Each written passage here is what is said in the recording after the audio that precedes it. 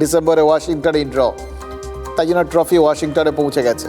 এবার ট্রাম্পের কাছেও যে ওই ট্রফিটা পৌঁছবে সেটাই স্বাভাবিক, কিন্তু ট্রাম্প খালি হাতে সেই ট্রফি তুলে নিয়েছে। দেখুন, বিশ্বকাপ শুধুমাত্র জয়ী দলের ক্যাপ্টেন আর খেলোয়াড়রাই খালি হাতে ধরতে পারে, কারণ ওটা অর্জন করতে হয়।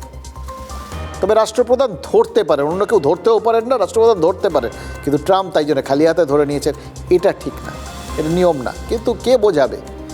ফিফা প্রেসিডেন্ট জিয়ানি ইনফান্তিনো যেভাবে গদগদ হয়ে ট্রাম্পকে ট্রফিটা ধরিয়ে দিলেন, তাদেরকে তো একটা কথাই বলা যায়, চাটুকারিতা। ফিফা প্রেসিডেন্ট চাটুকারিতা করতেই আমেরিকায় এসছেন।